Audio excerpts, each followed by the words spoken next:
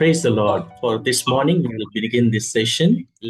I have the privilege to welcome our dear Pastor Ronald Fuller and Pastor Amanda Fuller. Pastor Ronald గారికి అమాండా గారికి ప్రభు నామములో ఆహ్వానం పలుకుచున్నాం. They always look so handsome and pretty. వారు ఎప్పుడు కూడా చక్కగా మరి మనందరికి కూడాను ప్రీతికరంగా వారు కనబడుతూ ఉంటారు. They always present themselves so beautifully that we get so much joy to learn from them. వారి యొద్ద నుండి అనేక విషయాలు సంగతులు వాక్యమును నేర్చుకునడానికి వారు కూడా చక్కగా వారు వ్యక్తపరచుకుంటుంటారు. They are the directors for Sojourners Academy USA. అమెరికాలో సోజోనర్స్ అకాడమీకి వారు అధ్యక్షులు. And they have been good friends in the ministry to teach the Indian pastors all over scattered in India. భారతదేశంలో అనేక ప్రాంతాల్లో ఉన్నటువంటి సేవకులకు సంఘ కాపరులకు మరి సోజోనర్స్ ఈ యొక్క స్వార్థను ఈ బోధను అందించాలని వారు ఎంతో ఆసక్తిపరులుగా ఉన్నారు. So over to you, Pastor Ron. Pastor Ron గారికి అందజేస్తున్నాను.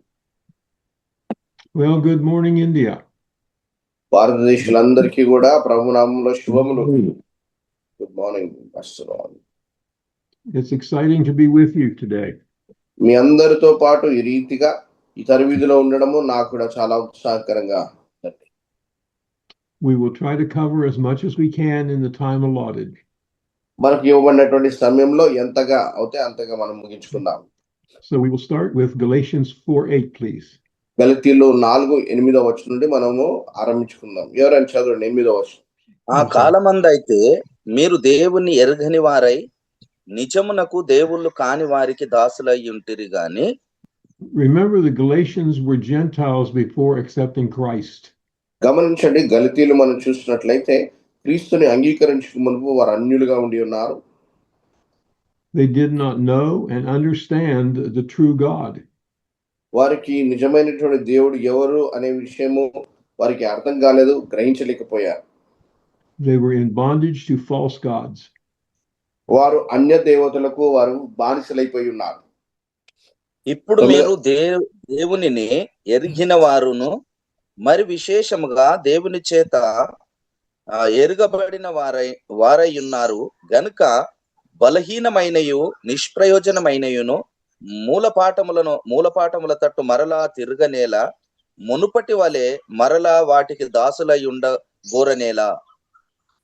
Paul is showing his concern for them by expressing the question of how, after knowing and being known by God, దేవుని చేత మరి ఇంతవరకు మరి తెలుసుకున్నటువంటి పరిస్థితిగా ఉండి మరి ఏ రీతిగా మరి వీరు ఇలా తొలగిపోయి ఉన్నారని పౌలు తన ఒక విచారణ వ్యక్తపరుస్తున్నాడు. Being known by God, how could they return to such foolish things and slavery to what is either non-existent or demons? దేవుని ఎరిగి ఉండి మరి తెలుసుకొని ఇప్పుడు ఏ రీతిగా వెరివాలి వలె మరి బానిసత్వంలో ఉండి మరి ఉనికిలో లేని లేదా దురాత్మల చేత ఉన్నటువంటి వారికి వారు లోబడుతున్నారు, వాటి వెనకాల ఎలా వెళ్ళగలుగుతున్నారు? మీరు దినములను ఉత్సవ కాలమును సంవత్సరమును ఆశ్రయించుచున్నారు. They were going back to the old heathen ways of observances. వారు చూసినట్లయితే అన్యులోక మార్గాలుగా అన్యులోక గ్రహింపుల రీతిగా వారు వెళ్తూ ఉండడం మనం చూస్తాం. తిరిగి వారి విశ్వాసంలో వెనుతిరిగిన పరిస్థితిని చూస్తున్నాం. One foot in God's kingdom and one foot in Satan's kingdom. ఒక అడుగు దేవుని రాజ్యంలో పెడుతూ అలాంటి సమయంలోనే ఇంకో అడుగు అపవాది యొక్క మనస్తత్వంతో అపవాది లోకంలో రాజ్యంలో అడుగు పెట్టడం. James talked about this in his letter and he called it double-minded.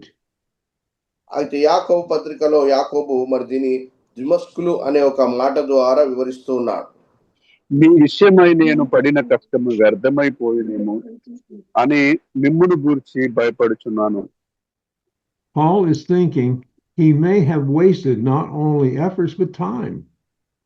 పౌలు ఇక్కడ ఆలోచిస్తూ మరి కేవలము మరి తనకు ఉన్నటువంటి కార్యాలు చేస్తూ తన బలాన్ని ఉపయోగించడమే కాకుండా తనకున్న సమయాన్ని కూడా వృధా చేసినట్టుగా తనకు అనిపిస్తుంది. Should someone who has heard the gospel be told again, well, there are those who have never heard. మరి ఇంకా అనేకులు వినని వారు ఉన్నారు, వారికి చెప్పాలా లేదా ఇప్పటికే విన్నటువంటి వారికే సువార్త చెప్తూ ఉండాలా అని తాను చేస్తున్న ప్రయత్నాలు మరి వాటింటి ఆ ఒక సమయం ఏంటి అంతా వృధా అయిపోయినట్టుగా చూస్తూ ఉన్నాడు. This has been and remains an often question today. ఈ రోజు కూడాను ఈ యొక్క ప్రశ్న అనేది ఒక ఆత్మీయమైనటువంటి వారి విషయంలో, వారు క్రీస్తులో వచ్చినటువంటి వారి విషయంలో, ప్రార్థనలో ఉన్న వారి విషయంలో తరచుగా మనం చూడవచ్చు. సహోదరులారా, నేను మీ వంటి వాడనైతని గనుక మీరును నా వంటి వారు కావాలనని మిమ్మును వేడుకొనుచున్నాను. This is often a great concern to those of ministry gifts. ఆత్మీయమైనటువంటి మరి వరాలు కలుగునటువంటి వారి విషయంలో ఇది తరచుగా మనం చూస్తూ ఉంటాం. And a plea which is often seen as an I'm better than you kind of statement. మరి నేను నీకన్నా మరి ప్రథమముగా ఉన్నాను, నేను నీకన్నా బాగానే ఉన్నాను కదా అనే ఒక మాటలు రావడం మరి ప్రజల మధ్యలో ఇటువంటి వైఖరున్న వారి మధ్యలో చూస్తాం. Nothing could be further from the truth. సత్యమును మించి ఇంకా ఏది కూడా ఉండదండి మన జీవితాల్లో. మీరు నాకు అన్యాయము చేయలేదు. మొదటిసారి శరీర దౌర్బల్యము కలిగినను నేను సువార్త మీకు ప్రకటించుతునని మీరెరుగుదురు. Paul stayed with them due to an ailment the first time he was there. పౌలు అక్కడ మొదటిసారిగా జరిగినటువంటి స్థితిగతులను బట్టి మరి వారితో పాటు ఉండి ఉన్నాడు. 14 అప్పుడు నా శరీరములో మీకు శోధనగా ఉండిన దానిని బట్టి నన్ను మీరు తృణీకరింపలేదు, నిరాకరింపనైనను లేదు. గాని దేవుని దూత వలెను క్రీస్తు యేసు వలెను నన్ను అంగీకరించితిరి. This statement would be shocking to believers today who would usually not consider treating one sent to them in this manner. మరి ఈ రోజుకు ఈ మాట మనం గమనించినట్లయితే మరి ఈ యొక్క మాట చాలా విభ్రాంతిని మరి ఆశ్చర్యమును కలిగించే రీతిగా మరి విశ్వాసుల మధ్యలో ఈ రోజు కూడా మనం చూస్తూ ఉంటాం. 15వ వచనం ఈ రీతిగా పంపించబడ్డాడని వారందరూ కూడా ఆశ్చర్యపడతారు. మీరు చెప్పుకొనిన ధన్యత ఏమైనది? సఖ్యమైతే మీ కన్నులు ఓడబీకి నాకిచ్చివేసి ఎందురని మీ పక్షమున సాక్ష్యము పలుకుచున్నాను. Blessedness we see here. ఇక్కడ ఒక ధన్యతను మనం చూస్తున్నాం. This is attributing good fortune in the blessing from God. దేవుని వచ్చినటువంటి ఆశీర్వాదములో చక్కటి భాగాన్ని మనం చూడగలుగుతున్నాం. నేను మీతో నిజమాడినందున మీకు శత్రువునైతినా? This scripture says the truth sets people free, but a deceived people think they are free already. ఈ మాట చూసినట్లయితే ప్రజలకు విడుదల కలిగించినట్లుగా, సత్యం విడుదల కలిగించినట్లు అనిపిస్తుంది. కానీ వారు మరి చూసినట్లయితే ప్రజల యొక్క మోసంలో ఉండి ఉన్నట్టుగా వారు ఆ స్వేచ్ఛను వారు అనుభవిస్తున్నారు. People often would turn on the sent ones. ప్రజలు ఇప్పటికి కూడాను పంపించబడిన వాడిని బట్టి వారు తృణీకరిస్తూ ఉంటారు, తిరిగి వెనుక తిరుగుతుంటారు. 17వ వచనం వారు మీ మేలు కోరి మిమ్మను ఆసక్తితో వెంటాడువారు కారు, మీరే తమ్మును వెంటాడవలనని మిమ్మను బయటికి త్రోసివేయు గోరుచున్నారు. Paul here is speaking of those who would return them to bondage. పౌలు ఇక్కడ చూసినట్లయితే మరి తిరిగి ఆ బంధకంలోనికి వెళ్ళేటటువంటి వారిని బట్టి మాట్లాడుతున్నారు. The bondage of the law. ధర్మశాస్త్రం యొక్క బంధకం. They are also building themselves up to gain a following. వారు కూడా అప్పజెప్పుకుంటున్నారు. ఏదైతే నాశనకరమైందో దానికి అప్పజెప్పుకుంటున్నారు. The zealously is to have warmth of feeling or against something. మరి ఏదైతే వారికి వ్యతిరేకమైందో దానిగా వారికి అప్పజెప్పుకుంటున్నారు. నేను మీ వద్ద ఉన్నప్పుడు మాత్రమే కాక ఎల్లప్పుడూ మంచి విషయములలో ఆసక్తిగా నుండుట యుక్తమే. Paul is saying not to be hypocrites by observing grace when he is there and law when he is not. అయితే ప్రజలు ఏ రీతిగా కూడాను ఆయన ఉన్నప్పుడు ఒకలాగన, లేనప్పుడు ఒకలాగన, కృపను బట్టి ఒకలాగన, ధర్మశాస్త్రం బట్టి ఒకలాగన, మరి వేషధారులుగా ఉండకూడదని హెచ్చరిస్తూ ఉన్నాడు. One can apply being zealous to good or evil. ఒకడు మంచి విషయంకైనా లేదా కీడుకైనా చెడు విషయంకైనా ఆసక్తిని చూపిస్తూ ఉంటాడు. నా పిల్లలారా, క్రీస్తు స్వరూపము మీ యందేర్పడు వరకు నివిషమై మరలా నాకు ప్రసవ వేదన కలుగుచున్నది. Here again, we see the need for the renewed mind in new believers. ఒక నూతనమైనటువంటి విశ్వాసుల జీవితాల్లో నూతనమైనటువంటి మనస్తత్వం గురించి పౌలు ఎలా వివరిస్తున్నాడో మనం చూడవచ్చు. The renewal comes with time in the word and study of the word with a sent one. పంపించబడిన వాని ద్వారా మరి వాక్యాన్ని తీసుకుని ఆ వాక్యాన్ని చదువుతూ పఠిస్తూ ఉన్నటువంటి పరిస్థితుల్లో మనకున్నటువంటి మనస్సు అనేది నూతన పరచబడతారు.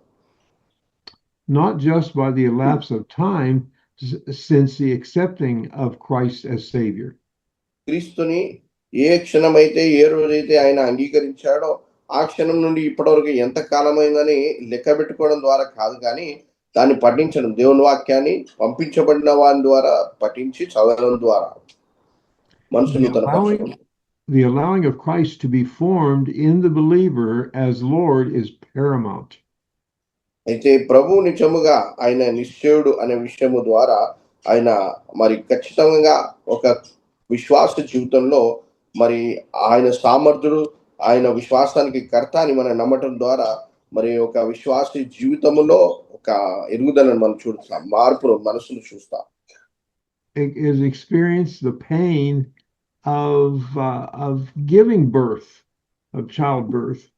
ఇంకా ఇక్కడ చూసినట్లయితే ఏ రీతిగా అయితే పిల్లలకు జన్మనిస్తామో ఆ రీతిగా మరి తల్లి ప్రసవ వేదన అని అంటుందో ఆ రీతిగా మరి పౌలు దాన్ని వివరిస్తున్నాడు. వారి పట్ల ప్రసవ వేదన కలిగి ఉన్నాడు అనే విషయాన్ని బయలుపరుస్తున్నాడు.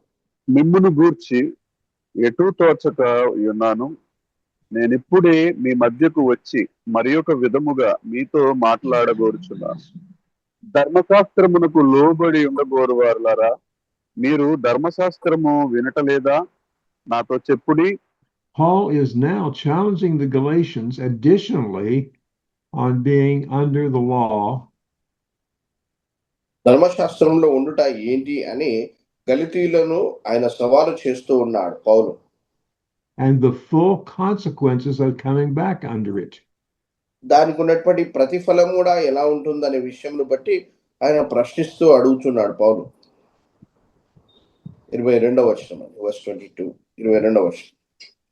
దాసి వలన ఒకడును స్వతంత్రరాలి వలన ఒకడును ఇద్దరు కుమారులు అబ్రహామునకు కలిగిరని రాయబడి ఉన్నది కదా.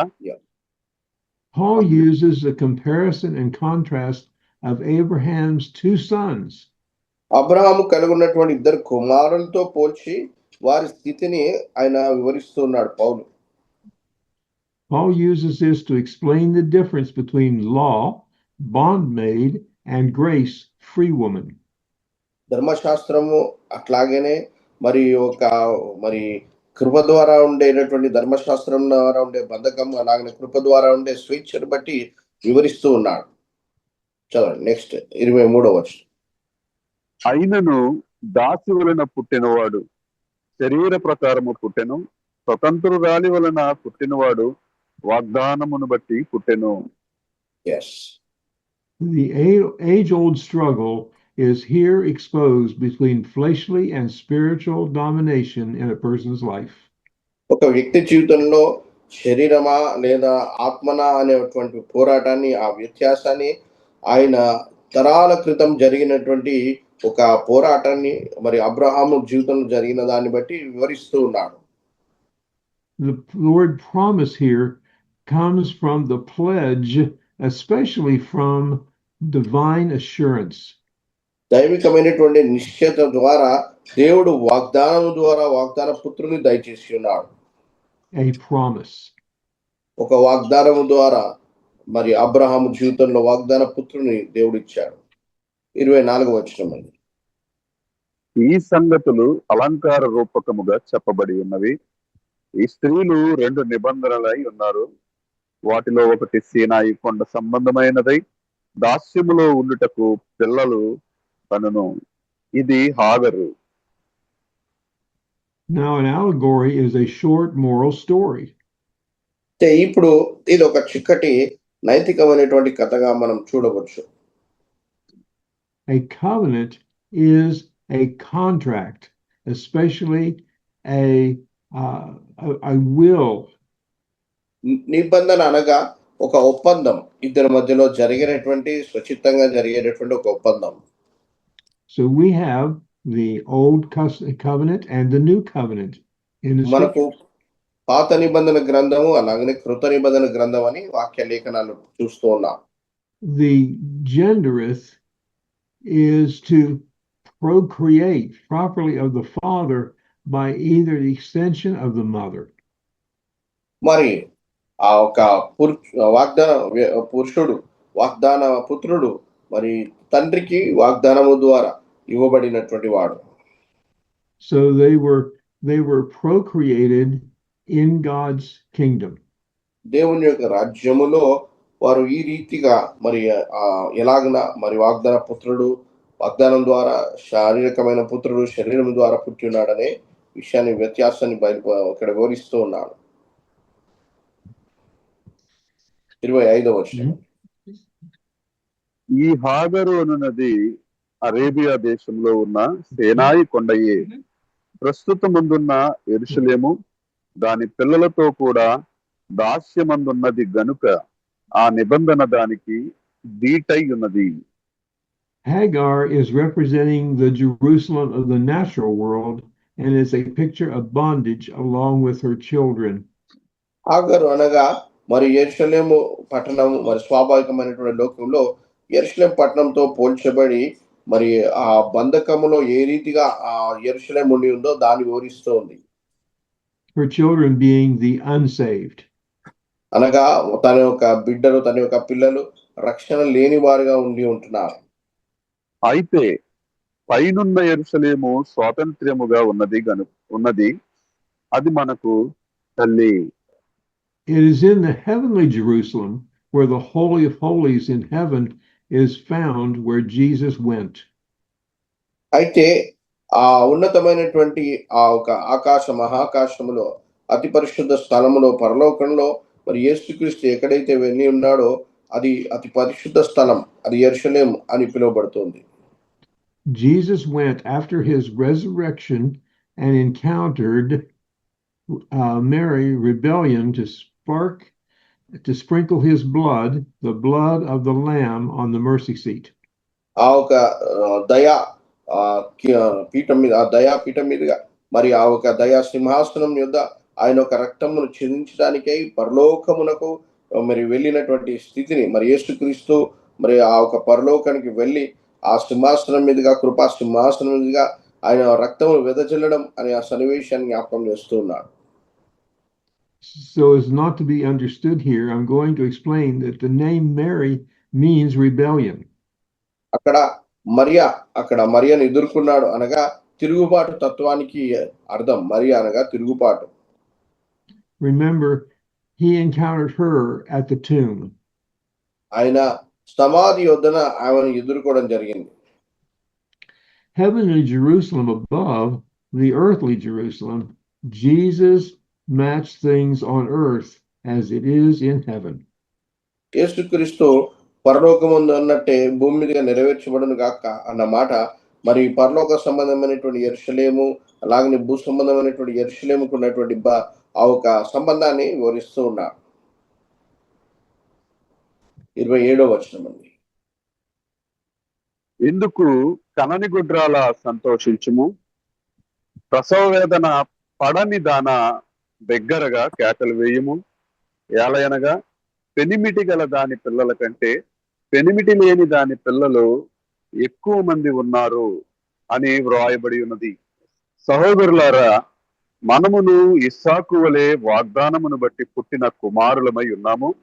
అప్పుడు శరీరమును బట్టి పుట్టినవాడు ఆత్మను బట్టి పుట్టిన వారిని ఎలాగూ హింస పెట్టెనో ఇప్పుడును అలాగే జరుగుతున్నది. Before Christ, Yes. those of God were without spiritual offspring. క్రీస్తు కన్నా మునుపు మరి ఆ ప్రజలందరూ కూడా, ఆ తరం వారందరూ కూడాను ఆత్మీయమైనటువంటి మరి ఒక వంశావళిగా ఆత్మీయమైనటువంటి కోణం నుండి వచ్చినటువంటి వారిగా మనం చూస్తూ ఉన్నాం. But now they have the promise and hope from Christ of spiritual offspring. అనగా దేవుని యొద్ద నుండి ఒక మరి ధర్మశాస్త్రం ద్వారా మరి సంపూర్ణమైనటువంటి సంబంధం లేనటువంటిగా మరి క్రీస్తుకు మునుపుగా చూస్తున్నాం. కానీ ఇప్పుడు క్రీస్తు ద్వారా వాగ్దాన పుత్రులుగా దేవునితో సంబంధం ఉన్న వారిగా మనం చూస్తూ ఉన్నాం. The fleshly, worldly, continue to persecute those who are born of the Spirit of God. ఆత్మీయంగా దేవునిలో జన్మించిన వారిని ఎల్లప్పుడూ కూడాను శారీరకంగా ఉన్నటువంటి వారు ఎప్పుడు కూడాను ఇబ్బంది కలిగించే రీతిగాను శ్రమను కలిగించే రీతిగా ఉంటున్నారు. ఇందును గూర్చి లేఖనమేమి చెప్పుచున్నది? దాసిని దాని కుమారుని వెళ్ళగొట్టుము, దాసి కుమారుడు స్వతంత్రురాలి కుమారునితో పాటు వారసుడై ఉండడు. Genesis 21:10. ఆది కాండము 21:10 చదవండి. ఆది కాండము 21:10. ఈ దాసిని దీని కుమారుని వెళ్ళగొట్టుము, ఈ దాసి కుమారుడు నా కుమారుడైన ఇస్సాకుతో వారసుడై ఉండడని అబ్రహాముతో అనెను. Where Paul is going with this is he is saying to do away with everything that is not of the promise. వాగ్దానం సంబంధం లేనిది ఏది కూడాను తొలగించుకుని అనే విధంగా పౌలు ఇక్కడ మరి ఆది కాండంలో ఉన్న అబ్రహాము సన్నివేశాన్ని జ్ఞాపకం చేస్తూ చెప్తూ ఉన్నాడు. Do not allow bondage to have any control or domination of the freedom found in Christ. క్రీస్తులో ఉన్నటువంటి ఆ యొక్క స్వేచ్ఛను ఏది కూడా అధిగమించి అడగదొరకడానికి ఏ బంధకానికి కూడా అవకాశం లేదు అనే విషయాన్ని తేటగా చెప్తున్నాడు. In Christ we are free. క్రీస్తు యేసునందు మనమందరం కూడా స్వేచ్ఛ స్వాతంత్రం కలిగి ఉన్నవారు. కాగా సహోదరులారా, మనము స్వతంత్రురాలి కుమారులమే కాని దాసి కుమారులము కాము. This chapter is primarily intended to express Zion's joy over redemption. విమోచన మీదుగా మరి సియోను యొక్క ఆనందమును వ్యక్తపరుస్తున్నటువంటి అధ్యాయంగా దీన్ని మనం చూస్తూ ఉన్నాం. Because of the way Christ came into the world by way of the Virgin Mary, మరి క్రీస్తు ఎలాగనైతే కన్యక మరియ ద్వారా ఈ లోకంలోనికి వచ్చి ఉన్నాడో, those who believe in him are not sons of bondage but of God. ఆయన యందు విశ్వాసం ఉంచువారు వారు ఈ లోక విధంగా వారు జన్మించిన వారు కాకుండా దేవునిలో జన్మించిన వారుగా ఉంటున్నారు. And therefore free indeed because they have been set free. వారు నిశ్చయముగా స్వేచ్ఛ స్వాతంత్రం కలిగి ఉన్నవారు, ఎందుకనగా క్రీస్తు ఆ సత్యము ద్వారా వారందరూ కూడా స్వేచ్ఛను కలిగి ఉన్నారు కాబట్టే స్వేచ్ఛ స్వాతంత్రులు ఉన్నారు. Behold, all things are become new. చూడండి, సమస్తము కూడా క్రీస్తు యేసునందు సమస్తము కూడా క్రొత్తవాయను. Believers are new creatures in Christ. విశ్వాసులందరూ ఇక క్రీస్తు యేసునందు క్రొత్త సృష్టి అయి ఉన్నారు. 2 కొరింథీయులు 5:17, అలాగనే ప్రకటన గ్రంథం 21:5. కాగా ఎవడైనను క్రీస్తునందు ఉన్న ఎడల వాడు నూతన సృష్టి, పాతవి గతించెను, ఇదిగో క్రొత్తవాయెను. ప్రకటన గ్రంథము 21:5, రెవల్యూషన్ 21:5. అప్పుడు సింహాసనాసీనుడై ఉన్నవాడు ఇదిగో సమస్తమును నూతనమైనవిగా చేయుచున్నానని చెప్పెను. మరియు ఈ మాటలు నమ్మకమును నిజమునై ఉన్నవి గనుక వ్రాయుమని ఆయన నాతో చెప్పుచున్నాడు. Here Paul is making sure that we understand to stand firm where we are in our faith. ఈ వచనాల్లో మరి మనం విశ్వాసంలో ఎక్కడున్నామో అక్కడ మరి స్థిరంగా మనము నిలకడగా ఉండాలని పౌలు హెచ్చరిస్తూ ఉన్నాడు. గలతీయులు 5వ అధ్యాయం 1-2 వచనం. Paul is saying here, if you submit to being circumcised under the law, then once you step back under the law, Christ has no value to you. ఒక్కసారి మరి సున్నతి విషయంలో మరి మీరు ధర్మశాస్త్ర ప్రకారంగా ఉన్నట్లయితే మీరు వెనకడుగు వేసి మరి క్రీస్తులో లేనట్టే అన్నట్టుగా పౌలు వివరిస్తూ ఉన్నాడు. Believers must trust completely in Christ. విశ్వాసులందరూ కూడాను వారు సంపూర్ణంగా క్రీస్తునందు నమ్మకం ఉంచుకోవాలని అంతే. Now, I should point out here that non-religious circumcision, such as would be done to a newborn baby, would not fall under this admonition.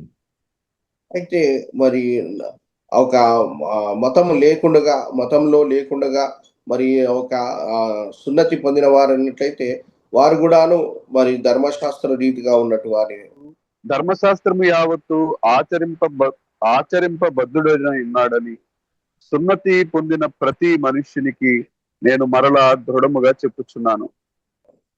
Paul points out to return to any of the law places the person under obligation to the law.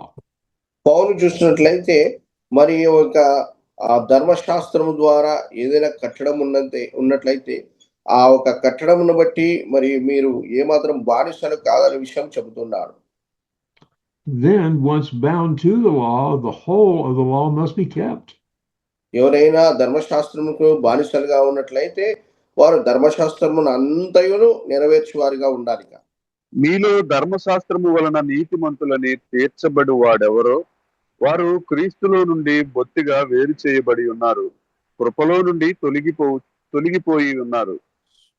The person placing himself under the law has removed himself from the blessing. ఏ ఒక్క వ్యక్తి అయితే వారు ధర్మశాస్త్రంలో ఉండడానికి వారు ఇష్టపడుతున్నారో వారు క్రీస్తు యొక్క ఆశీర్వాదం నుంచి వైదొలగించుకున్నారు వారుగానే. They have removed themselves from the blessing provided by Christ through grace. కృప ద్వారా క్రీస్తు ద్వారా ఇవ్వబడినటువంటి ఆశీర్వాదం నుంచి వారే వైదొలగించుకుంటున్నారు. They have replaced themselves under the curse by making Christ of no effect. మరలా ధర్మశాస్త్రం క్రిందకి రావడం ద్వారా క్రీస్తు యొక్క ప్రభావం ఏమి లేకుండా క్రీస్తు యొక్క కార్యం అనేది ఏది లేకుండా మళ్ళీ తిరిగి శాపంలోనికి వారిని అప్పచెప్పుకుంటున్నారు. 5వ వచనం. ఏలయనగా మనము విశ్వాసము గలవారమై నీతి కలుగునను నిరీక్షణ సఫలమగునని ఆత్మ ద్వారా ఎదురు చూచుచున్నాము.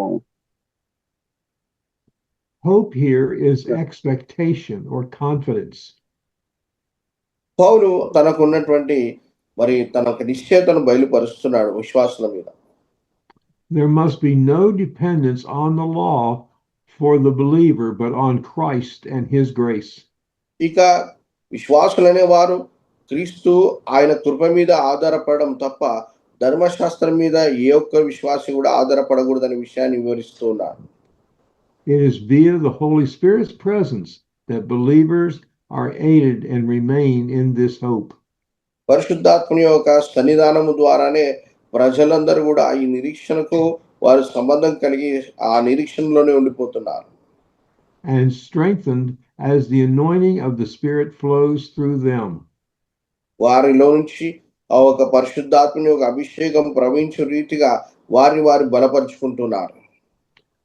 Flows through them with signs and wonders following them.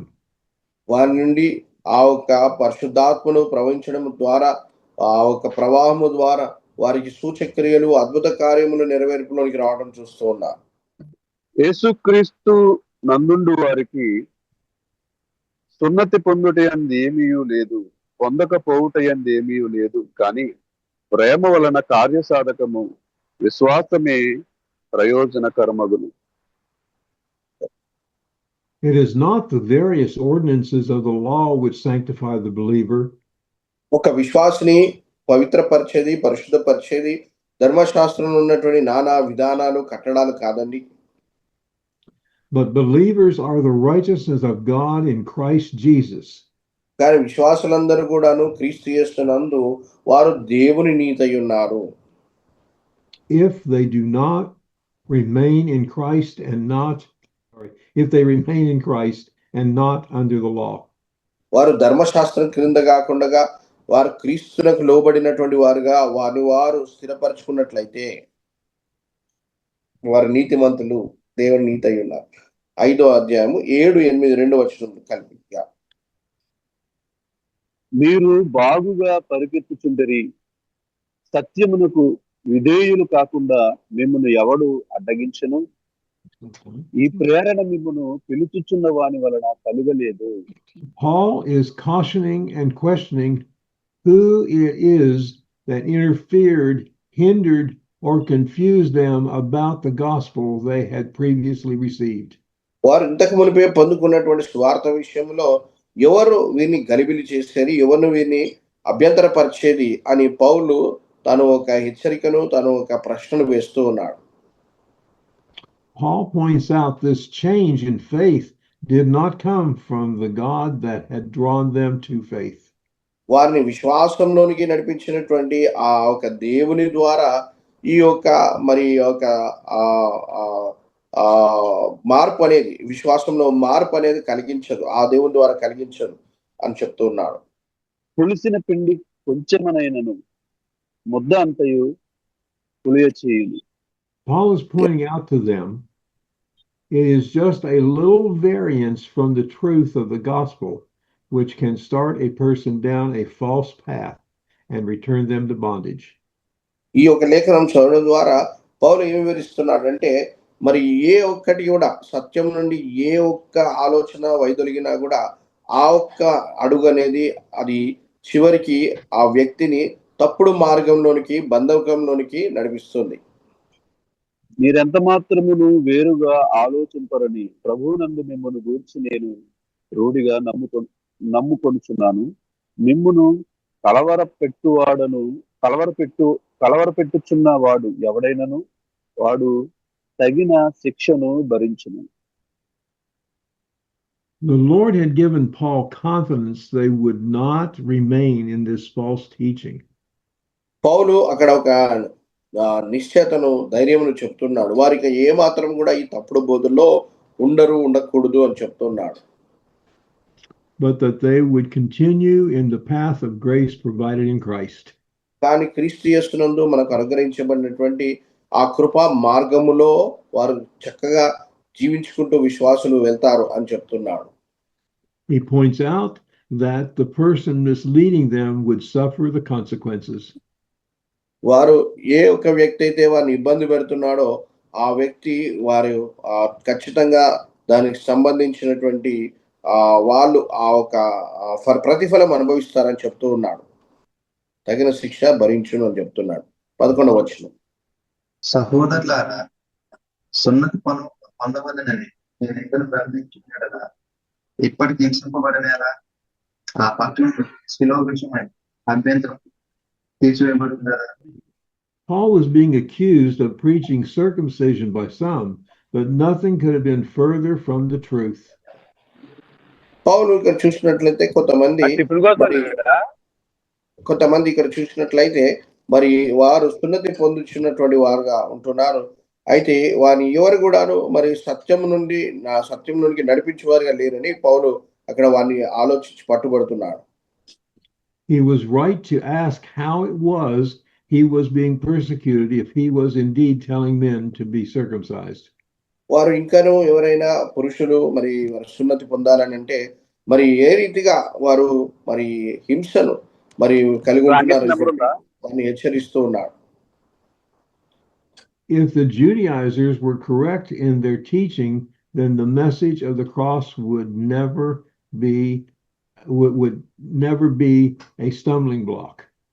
ఒక సిలువను గురించినటువంటి మాట అనేది, స్వార్థ అనేది వారికి ఎన్నడూ కూడా అభ్యంతరకరంగా ఉండకపోయేది. ఒకవేళ యూదుల యొక్క మాటలు, యూదుల యొక్క బోధన ఇది అభ్యంతరకరంగా ఉండేది కాదు.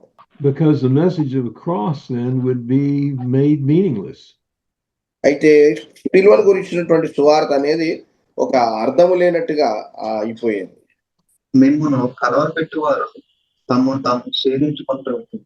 Paul waxed sarcastic in his challenge to the false teaching of being under the law when Christ had fulfilled the law.